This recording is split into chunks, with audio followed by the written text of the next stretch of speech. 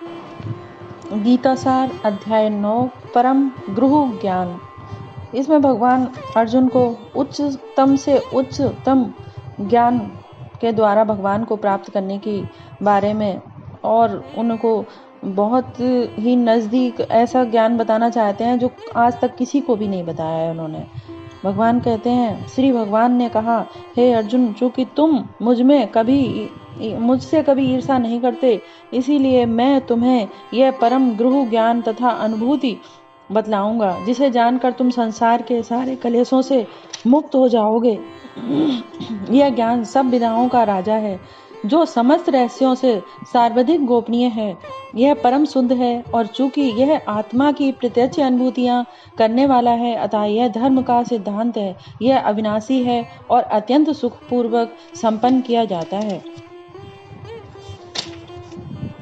हे परंताप, जो लोग भक्ति में श्रद्धा नहीं रखते, वे मुझे प्राप्त नहीं कर पाते हैं। अतः वे इस भौतिक जगत में जन्म मृत्यु के मार्ग पर वापस आते रहते हैं। यह संपूर्ण जगत मेरे अव्यक्त रूप द्वारा व्याप्त है। समस्त जीव मुझ में है, किंतु मैं उनमें नहीं हूँ। तथापि मेरे द्वारा उत्पन्न सारी वस्तुएं मुझ में स्थिर नहीं रहती। जरा मेरे योग ऐश्वर्य को देखो। यद्यपि मैं समस्त जीवों का पालक भरता हूँ और सर्वत्र व्याप्त हूँ, लेकिन मैं इस विराट अभिव्यक्ति का अंश नहीं हूँ, क्योंकि मैं सृष्टि का कारण स्वरूप हूँ। कि जिस प्रकार सर्वत्र प्रवाहमान प्रबल वायु सदैव आकाश में स्थिर रहती है, उसी प्रकार समस्त उत्पन्न प्राणियों को मुझ में स्थिर जानो। हे कुंती पुत्र, कल्प का अंत होने पर सारे प्राणी मेरी प्रकृति में प्रवेश करते हैं, और अन्य कल्प के आरंभ होने पर मैं उन्हें अपनी प्रकृति में पुनः उत्पन्न करता हूँ। संपूर्ण विराट जगत मेरे अधीन है। यह मेरी इच्छा से बार बार स्वतः प्रकट रहता है, और मेरी ही इच्छा से अंत में विनष्ट होता रहता है। हे धनंजय, ये सारे कर्म मुझे नहीं बांध पाते। मैं उदासीन की भांति इन सारे भौतिक कार्यों में सदैव विरक्त रहता हूँ। हे कुंती पुत्र, यह भौतिक प्रकृति मेरे शक्तियों में से एक है और मेरी अध्यक्षता में कार्य करती है, जिससे सारा चर तथा अचर प्राणी उत्पन्न होते हैं। इसके शासन में यह जगत बार बार सृजित और विनष्ट होता रहता है। जब मैं मनुष्य रूप में अवतरित होता हूँ, तो मूर्ख मेरा उपहास करते हैं। वे मुझ परमेश्वर के दिव्य स्वभाव को नहीं जानते।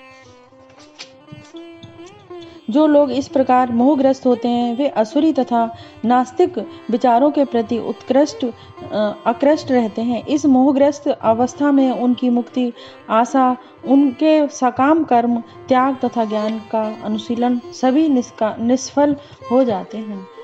हे पार्थ, मोह मुक्त महात्माजन दैवी प्रकृति के संरक्षण में रहते हैं। वे पूर्णतः भक्ति में निमग्न रहते हैं, क्योंकि वे मुझे आदि तथा अविनाशी भगवान के रूप में जानते हैं। हे महात्मा, मेरी महिमा का नित्य कीर्तन करते हुए दृढ़ संकल्प के साथ प्रयास करते हुए मुझे नमस्कार करते हुए भक्ति भाव से निरंतर मेरी पूजा करते हैं। अन्य लोग जो ज्ञान के अनुशीलन द्वारा यज्ञ में लगे रहते हैं, वे भगवान की पूजा उनके उदय रूप में, विविध रूप में तथा विश्व रूप में करते हैं। किंतु मैं ही कर्म कांड में ही यज्ञ पितरों को दिया जाने वाला तर्पण, औषधि, दिव्य ध्वनि, मंत्र, घी, अग्नि तथा आहुति हूँ। मैं इस ब्रह्मांड का पिता, माता, आश्रय तथा पितामह हूँ। मैं यज्ञ जानने योग्य शुद्धिकर्ता तथा ओमकार हूँ। मैं ऋग्वेद, समवेद तथा आयुर्वेद भी हूँ। मैं ही लक्ष्य पालन करता स्वामी, साक्षी, धाम, शरणास्थली तथा अत्यंत प्रिय मित्र हूँ। मैं सृष्टि तथा प्रलय सबका आधार, आश्रय तथा अविनाशी बीज भी हूँ। हे अर्जुन, मैं ही ताप प्रदान करता हूँ और वर्षा को रोकता तथा लाता हूँ। मैं अमर तत्व हूँ और साक्षात मृत भी हूँ। आत्मा तथा पदार्थ, सत्य तथा असत दोनों मुझ में ही हैं। जो वेदों का अध्ययन करते हैं वे सोम रस का पान करते हैं, वे स्वर्ग की प्राप्ति करते हैं। गवेषण करते हुए अप्रत्यक्ष रूप से मेरी पूजा करते हैं, वे पाप कर्मों से शुद्ध होकर इंद्र के पवित्र स्वर्ग धाम में जन्म लेते हैं, जहाँ वे देवताओं का सा आनंद भोगते हैं।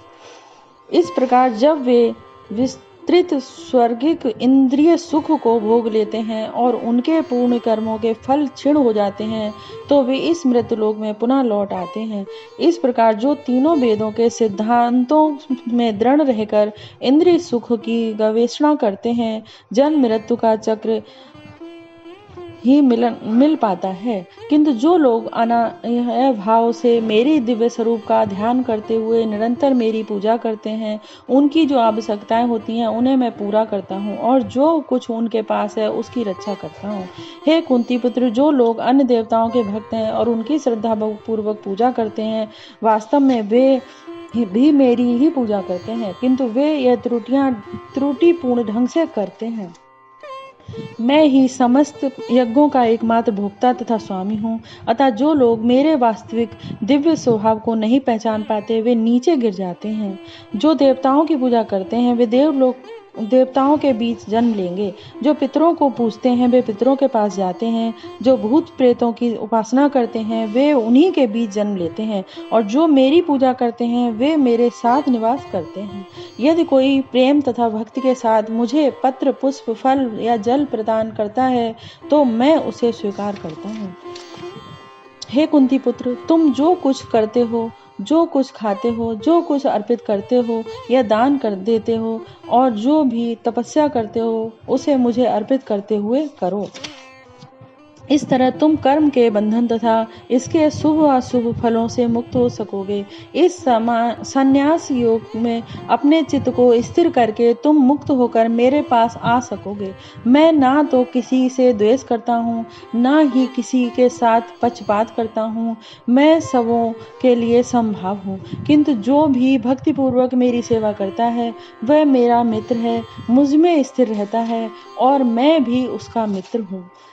यदि कोई जघन्य से जघन्य कर्म करता है, किंतु यदि वह भक्ति में रत रहता है तो उसे साधु मानना चाहिए, क्योंकि वह अपने संकल्प में अडिग रहता है। वह तुरंत धर्मात्मा बन जाता है और स्थायी शांति को प्राप्त होता है। हे कुंती पुत्र, निडर होकर घोषणा कर दो कि मेरे भक्त का कभी विनाश नहीं होता है। हे पार्थ, जो लोग मेरी शरण ग्रहण करते हैं वे भले ही निम्न जन्मा स्त्री, वैश्य, व्यापारी तथा शूद्र, श्रमिक क्यों न हो, वे परम धाम को प्राप्त करते हैं। फिर धर्मात्मा ब्राह्मणों, भक्तों तथा राजस्त्रियों के लिए तो कहना ही क्या है।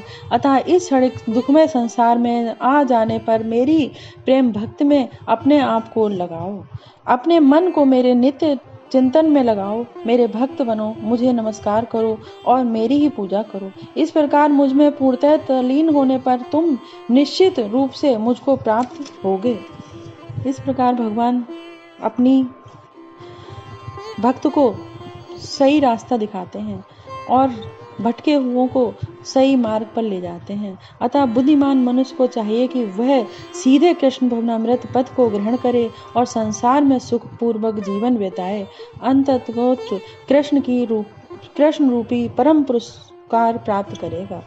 भगवान ने बहुत ही अच्छी तरह से समझाया है और भगवान का मंत्र है हरे कृष्ण कृष्ण कृष्ण हरे हरे, हरे राम राम राम हरे हरे। मन में कभी हमेशा इस मंत्र को पढ़ना चाहिए, जिससे आपको सही रास्ता मिलेगा। जय श्री कृष्ण।